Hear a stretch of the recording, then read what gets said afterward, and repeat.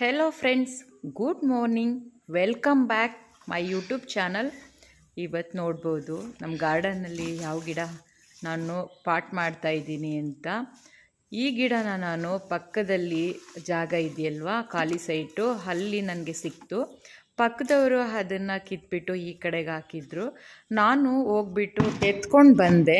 ಯಾಕಂತಂದರೆ ನೋಡಿ, ವೇಸ್ಟ್ ಗಿಡಗಳಲ್ಲೂ ಕೂಡ ನಾವು ಆ ಗಿಡನ ಬೆಳೆಸ್ಬೋದು ಅಂತ. ಅವರು ಜಾಸ್ತಿ ಗಿಡ ಇತ್ತೇನೋ ಅದಕ್ಕೋಸ್ಕರ ಕಿತ್ಬಿಟ್ಟು ಹೊರಗಡೆ ಹಾಕಿಬಿಟ್ಟಿದ್ರು ಕಾಂಪೌಂಡ್ ಹಿಂಭಾಗ. ನಾನು ಅಲ್ಲಿ ಮುಂದೆ ಹೋದ್ನಲ್ವ, ಎತ್ಕೊಂಡು ಬಂದೆ. ನೋಡಿ, ಆ ಗಿಡನೇ ನಾನು ಪಾಟ್ಗೆ ಹಾಕಿ ನಾಟಿ ಮಾಡ್ತಾಯಿದ್ದೀನಿ. ಅದೇ ಕೂಡ ದೊಡ್ಡ ಗಿಡ ಆಗುತ್ತೆ. ಹಿಂಗೆ ಎಲ್ಲಾದರೂ ಬಿಸಾಕಿರೋ ವೇಸ್ಟ್ ಗಿಡಗಳ್ನು ತೊಗೊಂಡು ಬಂದು ನಾವು ಪಾಟ್ಗೆ ಹಾಕ್ಕೊಂಡು ನೀರು ಹಾಕಿ ಗೊಬ್ಬರ ಹಾಕಿದ್ರೆ ಅವು ಕೂಡ ಹೂಗಳು ಬಿಡ್ತವೆ. ನೋಡಿ ಫ್ರೆಂಡ್ಸ್, ಎಷ್ಟು ಚೆನ್ನಾಗಿದೆ ಇದು. ಸಾಲಿವೆಯ ಗಿಡ ಅಂತ ಹೇಳಿ ಫ್ರೆಂಡ್ಸ್, ಈ ಗಿಡದ ಹೂಗಳು ತುಂಬಾ ಕಲರ್ಸ್ಗಳಿವೆ. ನೋಡ್ಲಿಕ್ಕೆ ನಾನು ಕರಿತಾ ಇದ್ದೀನಿ, ಸಾಲ್ವಿಯಾ ಗಿಡ ಅಂತಲೇ. ತುಂಬಾ ಚೆನ್ನಾಗಿದೆ ನೋಡಿ. ಇದ್ರ ಕೊಂಬೆಗಳ ಥರ ಹೂಗಳು ಯಾವ ಥರ ಬಿಟ್ಟಿದೆ ಅಂತ ಒನ್ ಬೈ ಒನ್ ಎಷ್ಟು ಲೈನ್ಸ್ ಇದೆ. ನೋಡ್ಲಿಕ್ಕೆ ತುಂಬಾ ಖುಷಿಯಾಗಿರುತ್ತೆ. ಅಲಂಕಾರಿತವಾದ ಗಿಡ ಕೂಡ ಇದು. ಈಗ ನೀವು ನೋಡ್ಬೋದು, ತೋಟಗಳಲ್ಲಿ ಈ ಥರ ಫ್ಲವರ್ ಬೆಳೆಸಿದ್ರೆ ಎಷ್ಟು ಚೆನ್ನಾಗಿರುತ್ತೆ ಅಂದರೆ, ತೋಟ ಅಂತೂ ತುಂಬ ಸುಂದರವಾಗಿ ಕಾಣಿಸುತ್ತೆ, ಗಾರ್ಡನ್ ಕೂಡ ಚೆನ್ನಾಗಿ ಕಾಣಿಸುತ್ತೆ. ಮುಂದೆ ನಾವು ಬಾಲ್ಕನಿಲೂ ಕೂಡ ಈ ಗಿಡನ ಇಟ್ಕೋಬೋದು. ಎಷ್ಟು ಚೆನ್ನಾಗಿದೆ ನೋಡಿ, ಹೂಗಳು ಕಲರ್ಸ್ಗಳು ಕೂಡ ಇದೆ. ಇದರಲ್ಲಿ ಆರೆಂಜ್ ಬರುತ್ತೆ, ಪಿಂಕ್ ಥರ ಬರುತ್ತೆ, ಕೆಂಪು, ಮತ್ತು ನೇರಳೆ ಕೂಡ ಬರುತ್ತೆ. ನೀವು ನೋಡ್ಬೋದು ಎಷ್ಟು ಚೆನ್ನಾಗಿದೆ ಈ ಗಿಡ ಅಂತಂದರೆ ತುಂಬಾ ಇಷ್ಟ ಆಗುತ್ತೆ ಎಲ್ಲರಿಗೂ ಕೂಡ. ಮನೆ ಮುಂದೆ ಇಟ್ಟರೆ ಇದನ್ನು ಅಲಂಕಾರವಾಗಿ ನಮಗೆ ಕಾಣಿಸುತ್ತೆ. ನಾನು ಇದನ್ನು ನರ್ಸರಿಲಿ ಹೋಗ್ಬಿಟ್ಟು ತೊಗೊಂಡು ಬರಬೇಕು, ಎಷ್ಟು ಚೆನ್ನಾಗಿದೆಯಪ್ಪ ಈ ಗಿಡ ಅಂತ ಅಂದ್ಕೊಂಡಿದ್ದೆ. ನರ್ಸರಿಲಿ ಹೋಗಲೇ ಇಲ್ಲ ನಾನು, ಇಲ್ಲೇ ನನಗೆ ಪಕ್ಕದಲ್ಲೇ ಸಿಕ್ತಲ್ವಾ ಅಂತಂದ್ಬಿಟ್ಟು ಇದನ್ನು ತೊಗೊಂಡು ಬಂದು ಹಾಕೋತಾ ಇದ್ದೀನಿ. ನೋಡಿ ಫ್ರೆಂಡ್ಸ್, ಎಷ್ಟು ಚೆನ್ನಾಗಿದೆ ಈ ಗಿಡ ಅಂತ.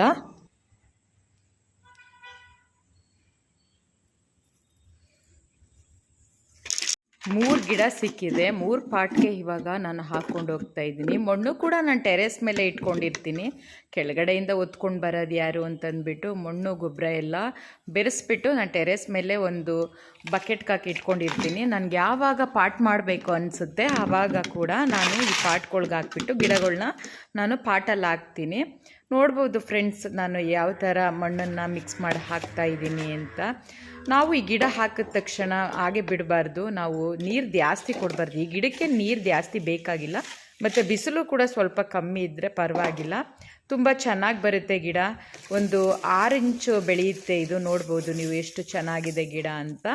ಒಂದು 6 ಇಂಚು ಕೂಡ ಬೆಳೆಯುತ್ತೆ, ಸ್ವಲ್ಪ ದೊಡ್ಡದಾಗೂ ಕೂಡ ಬರುತ್ತೆ. ಅತಿ ಮರ ಥರ ಏನು ಬರಲ್ಲ ಇದು.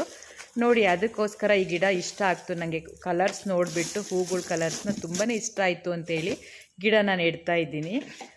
ಗಿಡ ನೆಡಬೇಕಾದ್ರೂ ಕೂಡ ಪಾಟ್ಗೆ ನಾವು ಒಣಗಿರೋ ಎಲೆಗಳನ್ನ ಸೇರಿಸ್ಕೋಬೋದು. ಅದ್ರ ಮೇಲೆ ಸ್ವಲ್ಪ ಗೊಬ್ಬರ ಹಾಕ್ಕೊಂಡು, ಅದ್ರ ಮೇಲೆ ಮಣ್ಣು ಸ್ವಲ್ಪ ಹಾಕ್ಕೊಂಡು, ಮತ್ತು ಅದ್ರ ಎಲೆ ಒಣಗಿದೆಯಲ್ಲ ಆ ತರ್ಗೆಲ್ಲ ಹಾಕ್ಕೊಂಡು, ಮತ್ತು ಸ್ವಲ್ಪ ಗೊಬ್ಬರ ಹಾಕ್ಕೊಂಡು, ನೀವು ಕೊಕೊಫಿಟ್ ಇದ್ದರೆ ಕೊಕೊಫಿಟ್ ಹಾಕ್ಕೊಳ್ಳಿ, ಇಲ್ಲ ಅಂತಂದರೆ ಮಾಮೂಲಿ ಗೊಬ್ಬರ ಇದ್ರೂ ಕೂಡ ನೀವು ಸೇರಿಸ್ಕೋಬೋದು. ಮಣ್ಣನ್ನು ಮಿಕ್ಸ್ ಮಾಡಿ ಹಾಕಿದ್ರೆ ಯಾವ ಗಿಡ ಆದ್ರೂ ಕೂಡ ತುಂಬ ಚೆನ್ನಾಗಿ ಬರುತ್ತೆ. ನಾನು ಇದೇ ಥರ ಫ್ರೆಂಡ್ಸ್ ಈ ಗಿಡನ ಪಾಟ್ ಮಾಡೋದು. ಫ್ರೆಂಡ್ಸ್, ನೋಡಿದ್ರಲ್ಲ ಪಾಟ್ ಯಾವ ಥರ ಮಾಡಿದೆ, ಗಿಡನ ಯಾವ ಥರ ಹಾಕಿದೆ ಅಂತ. ಇವಾಗ ಶಂಖಪುಷ್ಪ ಹೂ ಕಡೆ ಹೋಗ್ತಾ ಇದ್ದೀನಿ. ಆ ಗಿಡದಲ್ಲಿ ನೋಡ್ಬೋದು ನೀವು, ಬೀಜ ಕೂಡ ಆಗಿದೆ. ಅದ್ರದ್ದು ಗೆಜ್ಜೆ ಹಾಕಿಬಿಟ್ಟು ಅದರೊಳಗಡೆ ಬೀಜ ಕೂಡ ಇದೆ. ಅದನ್ನೇ ಬೀಜನ ನಾವು ಬೇರೆ ಕಡೆ ಒಂದು ಪಾಟ್ಗೆ ನಾಟಿ ಮಾಡಿದ್ರೆ ಅದು ಮತ್ತೆ ಗಿಡ ಬಂದು ದೊಡ್ಡ ಗಿಡ ಆಗಿ ಹೂಗಳು ಕೂಡ ಬಿಡುತ್ತೆ.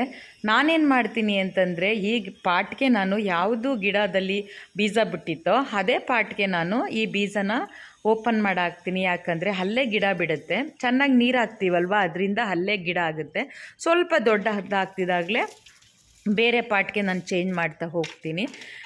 ಇಲ್ಲೇ ನಾನು ಹಾಕ್ಬಿಡ್ತೀನಿ, ಬೇರೆ ಪಾಟ್ಗೆ ನಾನು ಹಾಕಕ್ಕೆ ಹೋಗಲ್ಲ. ಯಾಕಂತಂದರೆ ಇದ್ರ ಜೊತೆ ಅದು ಬೆಳೀಲಿ. ಸ್ವಲ್ಪ ದೊಡ್ಡದಾದ್ಮೇಲೆ ಬೇರೆ ಪಾಟ್ಗೆ ಗೊಬ್ಬರ ಎಲ್ಲ ಸೇರಿಸ್ಕೊಂಡು ಹಾಕ್ಕೊಳ್ಳೋಣ ಅಂತ. ಒಂದೊಂದು ಸಲ ಬೀಜಗಳು ಸಸಿಯಾಗಿ ಬರಲ್ಲ. ಒಂದು ವೈಯರ್ ಹಾಕಿ ಅದನ್ನೆಲ್ಲ ಕಟ್ತಾ ಇದ್ದೀನಿ. ಅದು ಕಟ್ಬಿಟ್ಟು ನಾವು ಉದ್ದಕ್ಕೆ ಬಿಟ್ಟರೆ ತುಂಬ ಹೂಗಳು ಬಿಡ್ತವೆ. ಕೆಳಗಡೆ ಎಲ್ಲ ಹಿಂಗೆ ಬಳ್ಳಿ ಹಬ್ಕೊಂಡು ಹೋದರೆ ಅದು ಕಡ್ಡಿ ಥರ ಹಾಕಿಬಿಟ್ಟು ಅದು ಸ್ವಲ್ಪ ಕಮ್ಮಿ ಬಿಡುತ್ತೆ. ಈ ಥರ ಕಟ್ಬಿಟ್ಟು ರೌಂಡ್ಸ್ ಆಗಿ ಮೇಲೆ ಈ ಥರ ಡಿಸೈನ್ ಥರ ಮಾಡಿದ್ರೆ ಅದು ಹೂಗಳು ಮೊಗ್ಗುಗಳೆಲ್ಲ ಚೆನ್ನಾಗಿ ಕಚ್ಚುತ್ತೆ. ನಾವು ನೀರು ಜಾಸ್ತಿ ಕೊಡಬೇಕು. ನಾನು ನೋಡ್ತಾ ಇರ್ತೀನಿ, ನಮ್ಮ ಮನೆಯಲ್ಲೂ ಆ ಥರ ಶಂಖಪುಷ್ಪ ಹೂವಿದೆ ಅಲ್ವಾ, ಒಂದು 2 ದಿನ ನೀರು ಹಾಕಿಲ್ಲ ಅಂದರೆ ಒಣಗಿಬಿಡುತ್ತೆ. ಡೈಲಿ ಒಂದೊಂದು ಸ್ವಲ್ಪ ಹಾಕ್ಕೊಂಡ್ರೂ ಪರವಾಗಿಲ್ಲ. ನಾನೇನು ಮಾಡ್ತೀನಿ ಅಂದರೆ ಡೈಲಿ ಹಾಕ್ಲಿಕ್ಕೆ ಹೋಗಲ್ಲ, ವಾರಕ್ಕೆ ಒಂದು 3 ಸಲ ಹಾಕ್ತೀನಿ. 2 ದಿನಕ್ಕೊಮ್ಮೆ 3 ದಿನಕ್ಕೊಮ್ಮೆ ಆ ಥರ ನೀರು ಹಾಕ್ಕೊಂಡು ಹೋಗ್ತೀನಿ. ಜಾಸ್ತಿ ದಿನ ಬಿಟ್ಟರೆ ಗಿಡ ಒಣಗಿಬಿಡುತ್ತೆ. ಪಾಟಲ್ಲಲ್ವ, ಮಣ್ಣಿಗೆ ಹಾಕಿದ್ರೆ ಚೆನ್ನಾಗಿರುತ್ತೆ. ಪಾಟಲ್ಲಿ ಹಾಕಿರೋದ್ರಿಂದ ಸ್ವಲ್ಪ ಆವಾಗವಾಗ ನಾವು ನೋಡಿಕೊಂಡು ನೀರು ಕೊಡಬೇಕು. ಫ್ರೆಂಡ್ಸ್, ಈ ಥರ ಕಟ್ಟಿದ್ರೆ ಹೂಗಳಂತೂ ಚೆನ್ನಾಗಿ ಬಿಡುತ್ತೆ. ಇಲ್ಲ ಅಂತಂದರೆ ಅದು ಆ ಕಡೆ ಈ ಕಡೆ ಕಡ್ಡಿ ಥರ ನ್ಯಾತಾಡ್ತಾ ಇರುತ್ತೆ ಅಂತಂದ್ಬಿಟ್ಟು ನಾನು ಈ ಥರ ವೈಯರ್ ಹಾಕಿ ಕಟ್ತಾ ಇದ್ದೀನಿ. ನೋಡ್ಬೋದು ಇನ್ನೊಂದು ಗಿಡದಲ್ಲಿ ಎಷ್ಟೊಂದು ಹೂಗಳು ಬಿಟ್ಟಿದೆ, ಶಂಖಪುಷ್ಪ ಹೂಗಳು ಅಂತ. ತುಂಬಾ ಹೂಗಳು ಬಿಡುತ್ತೆ. ದೇವ್ರ ಫೋಟೋಸ್ಗಂತೂ ಒಂದೊಂದು ಈ ಥರ ಡಿಸೈನ್ ಮಾಡಿದ್ರೆ ಎಷ್ಟು ಚೆನ್ನಾಗಿ ಕಾಣಿಸುತ್ತೆ. ಫೋಟೋಸ್ ಅಂದರೆ ತುಂಬಾ ಸಖತ್ತಾಗಿ ಕಾಣಿಸ್ತಾರೆ ದೇವ್ರುಗಳು. ನನಗೆ ಇಷ್ಟ ಈ ಥರ ಹೂವುಗಳ್ನ ಬೆಳಿಬೇಕು ಅಂತ ಸಖತ್ ಇಷ್ಟಪಡ್ತೀನಿ. ಮತ್ತು ಅದು ಬ್ಲೂ ಟೀ ಕೂಡ ನಾವು ಮಾಡ್ಕೊಂಡು ಕುಡಿಬೋದು. ನಾನು ಡೈಲಿ ಒಂದೊಂದು ಲೋಟ ಬ್ಲೂ ಟೀ ಕುಡಿತಾ ಇರ್ತೀನಿ. ಯಾವಾಗಲೂ ಕೂಡ ಈ ಹೂವು ಬರ್ತಾ ಇರುತ್ತೆ, ಬೇಸಿಗೆ ಮತ್ತು ಮಳೆಗಾಲ ಅಂತಲ್ಲ. ನಾವು ಚೆನ್ನಾಗಿ ನೋಡಿಕೊಂಡ್ರೆ ಹೂಗಳಂತೂ ಬಿಡ್ತಾನೆ ಇರುತ್ತೆ. ನಮ್ಮ ಟೆರೆಸಲ್ಲಿ ನೋಡ್ಬೋದು, ಈ ಪಾಟಲ್ಲಿ ನಿಮಗೆ ಯಾವಾಗವಾಗ ವೀಡಿಯೋಸ್ ಹಾಕ್ತಾ ಇರ್ತೀನಿ. ಟೀ ಕೂಡ ಮಾಡಿ ನಾನು ವೀಡಿಯೋಸ್ ಹಾಕಿದ್ದೀನಿ.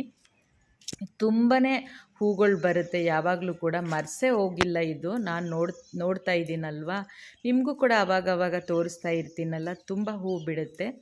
ಗಾರ್ಡನ್ನು ಕೂಡ ಅಲಂಕರಿತವಾಗಿರುತ್ತೆ. ಈ ಗ್ರೀನ್ ಗಿಡದಲ್ಲಿ ಬ್ಲೂ ಕಲರ್ ಹೂ ಬಿಡುತ್ತೆ ಅಂತಂದರೆ ಎಷ್ಟು ಚೆನ್ನಾಗಿ ಕಾಣಿಸುತ್ತೆ ಗಿಡ ಅಂತ ನೋಡ್ಬೋದು. ಹೂಗಳು ಕೂಡ ಎದ್ದು ಕಾಣಿಸುತ್ತೆ. ನೋಡಲಿಕ್ಕೆ 2 ಕಣ್ಣು ಸಾಲದು ಫ್ರೆಂಡ್ಸ್, ಅಷ್ಟು ಚೆನ್ನಾಗಿರುತ್ತೆ.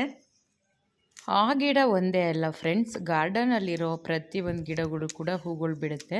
ನೀವು ಬಟ್ಲು ಗಿಡನೂ ಕೂಡ ಇವಾಗ ನೋಡ್ಬೋದು ಎಷ್ಟೊಂದು ಹೂ ಬಿಡುತ್ತೆ ಅಂತ. ಅದು ಕೂಡ ಯಾವಾಗಲೂ ಮರೆಸೋಗಲ್ಲ. ತುಂಬಾ ಹೂಗಳು ಬಿಡ್ತವೆ ನಮ್ಮ ಗಾರ್ಡನಲ್ಲಿ. ನೀವು ಕೂಡ 1-2 ಗಿಡ ಈ ಥರ ಹಾಕ್ಕೊಂಡ್ರೆ ಡೈಲಿ ಹೂಗಳಂತೂ ಕಮ್ಮಿ ಇರಲ್ಲ ಬಿಡಿ, ಅಷ್ಟೊಂದು ಹೂಗಳು ಬರುತ್ತೆ. ನೀರು ಹಾಕ್ಕೊಂಡ್ರೆ ಸಾಕು, ಸ್ವಲ್ಪ ಗೊಬ್ಬರ ಹಾಕ್ಕೊಂಡು ಹೂವುಗಳು ಬಿಡಿಸ್ತಾ ಇದ್ದೀನಿ. ಗಿಡ ಒಂದೇ ಹಾಕ್ಲಿಕ್ಕೆ ಬರಲಿಲ್ಲ, ಹೂವನ್ನು ಬಿಡಿಸ್ಕೊಂಡು ಹಾಗೆ ಬೇರೆ ಬೇರೆ ಕೆಲಸ ಎಲ್ಲ ಇತ್ತು, ಅದನ್ನೆಲ್ಲ ಮಾಡ್ಕೊಂಡು ಒಟ್ಟಿಗೆ ಹೋಗೋಣ ಅಂತಂದ್ಬಿಟ್ಟು ಗಾರ್ಡನಿಗೆ ಬಂದೆ. ನೋಡ್ಬೋದು ಗೈಸ್, ಇವಾಗ ನೋಡಿ ಎಷ್ಟೊಂದು ಹೂಗಳು ಸಿಕ್ಕಿದೆ ಅಂತ. ಎಲ್ಲ ಗಿಡದಲ್ಲೂ ಕೂಡ ತುಂಬಾ ಹೂಗಳು ಬೀಳ್ತವೆ.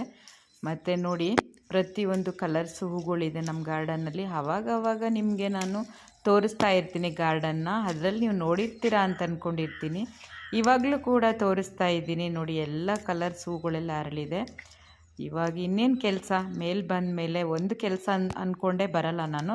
ಫುಲ್ಲು ನೋಡಿ, ಒಂದು ಕೆಲಸ ಅಂದ್ಕೊಂಡು ಒಂದೊಂದು ಸಲ ಬಂದರೂ ಕೂಡ ಎಷ್ಟೊಂದು ಕೆಲಸಗಳಿರ್ತವೆ ಅಂದರೆ, ಗಾರ್ಡನ್ ಕ್ಲೀನ್ ಮಾಡಬೇಕು, ಹೂವು ಬಿಡಿಸ್ಬೇಕು, ಮತ್ತು ಮಣ್ಣೆಲ್ಲ ಪಾಟ್ಗೆ ಹಾಕಬೇಕು, ಗೊಬ್ಬರಗಳ್ನ ಹಾಕಬೇಕು, ಲಿಕ್ವಿಡ್ ಸ್ಪ್ರೇ ಮಾಡಬೇಕು, ಫರ್ಟಿಲೈಸರ್ ಎಲ್ಲ ಹಾಕಬೇಕು.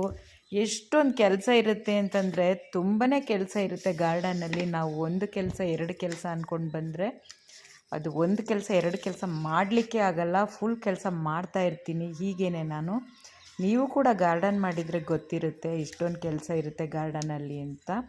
ನಾವೇ ಯಾವ ಥರ ಡೈಲಿ ಲಾಗಲ್ಲಿ ಪ್ರತಿಯೊಂದು ತೋರಿಸ್ತೀವಿ, ಆ ಥರ ಈ ಗಾರ್ಡನಲ್ಲೂ ಕೂಡ ಪ್ರತಿಯೊಂದು ಕೆಲಸನೂ ಮಾಡಬೇಕು. ಒಂದು ಕೆಲಸ ಮಾಡಿಲ್ಲ, ಈಗ ಲಿಕ್ವಿಡ್ ಹಾಕಿಲ್ಲ ಅಂತಂದರೆ ಗಿಡಗಳು ಬೆಳವಣಿಗೆನೇ ಬರಲ್ಲ.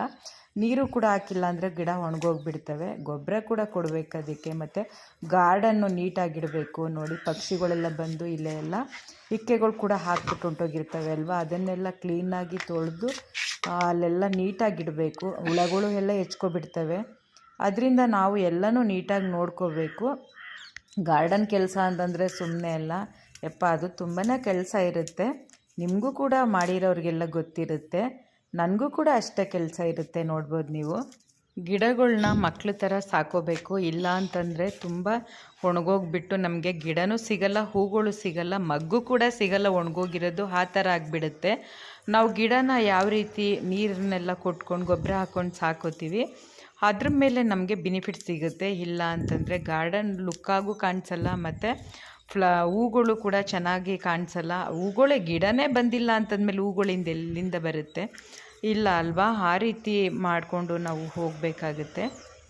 ಫ್ರೆಂಡ್ಸ್ ನೋಡಿ ಎಷ್ಟೊಂದು ಹೂಗಳು ಬಿಟ್ಟಿದೆ ಅಂತ. ಒಂದು ಬುಟ್ಟಿ ಸಹ ಹೂಗಳು ಸಿಕ್ಕಿದೆ. ಯಾವಾಗಲೂ ಇದೇ ರೀತಿ ಹೂಗಳು ಸಿಗ್ತಾ ಇರುತ್ತೆ. ನೀವು ನೋಡ್ಬೋದು, ನಾನು ಯಾವಾಗ ಬಿಡಿಸ್ಕೊಂಡು ನಿಮಗೆಲ್ಲ ತೋರಿಸ್ತಾ ಇರ್ತೀನಲ್ವ, ತುಂಬಾ ಹೂಗಳು ಬರ್ತವೆ. ಆದರೆ ಕೆಲಸ ಅಂತೂ ಕಮ್ಮಿ ಇರಲ್ಲ ಅಂತ ಅಂದ್ಕೊಂಡಿರ್ತೀನಿ. ಆಮೇಲೆ ವಾಕು ಕೂಡ ನಾನು ಮಾಡ್ತಾ ಇರ್ತೀನಿ. ಇಲ್ಲಿ ಬಂದು ಸುಮ್ಮನೆ ಕೂತ್ಕೊಳ್ಳಲ್ಲ, ಹಾಗೆಯೇ ಏನಾದರೂ ಒಂದು ಗಿಡನಾದರೂ ಮುಟ್ತಾ ಇರಬೇಕು. ನಾವು ಟೊಮೊಟೊ ಎಲ್ಲ ಹೋಗಿರುತ್ತಲ್ವ, ಎಲ್ಲ ಹಣ್ಣಾಗಿ ಕೊಳ್ತೋಗಿರೋದನ್ನೆಲ್ಲ ನಾನು ತೊಗೊಂಡು ಬಂದು ಇಲ್ಲಿ ಒಂದು ಪಾಟ್ಗೆ ಹಾಕ್ಬಿಟ್ರೆ ಅದು ಕೂಡ ಮೊಳಕೆ ಬಂದು ಗಿಡ ಕೂಡ ಆಗುತ್ತೆ. ಅದು ಸಸಿ ಆಗುತ್ತೆ, ಅದು ನಂತರ ಅದು ದೊಡ್ಡದಾಗಿ ಬರುತ್ತೆ ಅಲ್ವಾ, ಮೊಗ್ಗು ಎಲ್ಲ ಕಚ್ಚಿಬಿಟ್ಟು ಹೂಗಳು ಬಿಟ್ಟು ಆಮೇಲೆ ನಂತರ ಕಾಯಿ ಬಿಟ್ಟು ಹಣ್ಣಾಗುತ್ತೆ ಅಲ್ವಾ. ಅದೇ ಥರ ನಾನು ಮನೇಲಿ ಸುಮಾರು ಗಿಡಗಳ್ನ ನಾನೇ ಓನಾಗಿ, ಬದನೆಕಾಯಿ ಗಿಡ ಆಗಿರ್ಬೋದು, ಟೊಮೊಟೊ ಗಿಡ ಆಗಿರ್ಬೋದು, ಎಲ್ಲ ಗಿಡ ಹಣ್ಣುಗಳ್ನೆಲ್ಲ ತೊಗೊಂಡು ಬಂದು ಇಲ್ಲಿ ಹಾಕ್ತೀನಲ್ವ. ನಂತರ ಅದೆಲ್ಲ ಗಿಡಗಳು ಹಾಕಿದ್ರೆ ಅದನ್ನೇ ಕಿತ್ಬಿಟ್ಟು ಬೇರೆ ಕಡೆ ಪಾಟ್ಗೆಲ್ಲ ಹಾಕ್ಕೊಂಡು ಹೋಗ್ತೀನಿ. ನೀವು ನೋಡ್ಬೋದು ಗಾರ್ಡನ್ ಪಾಟಲ್ಲೂ ಕೂಡ ಎಷ್ಟೊಂದು ಟೊಮೊಟೊ ಗಿಡ ನಾನೆಲ್ಲ ಮೊದಲು ತೋರಿಸಿದ್ದೀನಿ. ಹಣ್ಣುಗಳು ಕೂಡ ಎಷ್ಟೊಂದು ಬಂದಿದೆ ಅಂತ ತೋರಿಸಿದ್ದೀನಿ. ಮೆಣಸಿ ಗಿಡನೂ ಕೂಡ ಅದೇ ಥರ ಬಂದಿರೋದು. ನಾನು ಓನಾಗಿ ಹೊರಗಡೆಯಿಂದ ಬೀಜ ತೊಗೊಂಡು ಬಂದು ಯಾವುದೂ ಕೂಡ ಹಾಕಿಲ್ಲ. ಇನ್ಮೇಲೆ ಹಾಕಬೇಕು, ಹೊರಗಡೆಯಿಂದ ಬೀಜ ತೊಗೊಂಡು ಬಂದು ಯಾವುದು ಬೇಕೋ ಅದನ್ನು ನಾನೇ ಮನೇಲಿ ಸಿಗೋ ಅಂಥದ್ದನ್ನ ಗಾರ್ಡನ್ನು ತೊಗೊಂಡು ಬಂದು ಹಾಕ್ತೀನಲ್ವ. ಅದರಿಂದ ನನಗೆ ಬೆನಿಫಿಟ್ಸ್ ಇದೆ. ಅದರಲ್ಲಿ ₹1 ನಾನು ಖರ್ಚು ಮಾಡಿರಲ್ಲ. ಯಾವುದು ವೇಸ್ಟ್ ಆಗಿರುತ್ತೆ ಅದನ್ನು ತೊಗೊಂಡು ಬಂದು ಹಾಕಿದ್ರೆ ಅದು ಗಿಡ ಹುಟ್ಟಿದ್ರೆ ಅದನ್ನೇ ಈ ಥರ ಗೊಬ್ಬರಗಳೆಲ್ಲ ಹಾಕಿಬಿಟ್ಟು ಫರ್ಟಿಲೈಸರ್ ಹಾಕಿಬಿಟ್ಟು ಅದು ದೊಡ್ಡದಾಗಿ ಅದು ಹೂವೆಲ್ಲ ಬಿಟ್ಟು ಅದು ಕಾಯಿ ಹಣ್ಣೆಲ್ಲ ಬಿಡುತ್ತೆ. ಈ ಥರನೇ ಕೂಡ ನಾನು ಯಾವಾಗಲೂ ಮಾಡ್ಕೊಂಡು ಬಂದಿರೋದು. ನೋಡೋಣ ನೆಕ್ಸ್ಟು ಹೊರಗಡೆಯಿಂದ ಗಿಡಗಳನ್ನ ತಂದುಬಿಟ್ಟು ಯಾವ ಗಿಡ ಬೆಳೆಸೋದು ಅನ್ನೋದನ್ನು ನಿಮಗೆ ವಿಡಿಯೋ ಸಹ ಮಾಡಾಕ್ತೀನಿ. ಫ್ರೆಂಡ್ಸ್, ಗಾರ್ಡನ್ ವಿಡಿಯೋ ನೋಡಿದ್ರಲ್ಲ, ಯಾವ್ದು ಗಿಡಗಳನ್ನ ನಾನು ಹಾಕ್ಕೊಂಡು ಬಂದೆ, ಯಾವ ಥರ ಪಾಟಿಂಗ್ ಮಾಡಿದೆ ಅಂತ. ನೀವು ಕೂಡ ಈ ಥರ ಮಾಡ್ಕೋಬಹುದು. ನಿಮಗೆ ಇಷ್ಟ ಆಗಿದ್ದರೆ ಲೈಕ್ ಮಾಡಿ, ಶೇರ್ ಮಾಡಿ, ಕಮೆಂಟ್ ಮಾಡಿ, ಸಬ್ಸ್ಕ್ರೈಬ್ ಮಾಡೋದಂತೂ ಮರಿಬೇಡಿ. ಥ್ಯಾಂಕ್ ಯು, ಟೇಕ್ ಕೇರ್, ಬಾಯ್ ಬಾಯ್, ಧನ್ಯವಾದಗಳು.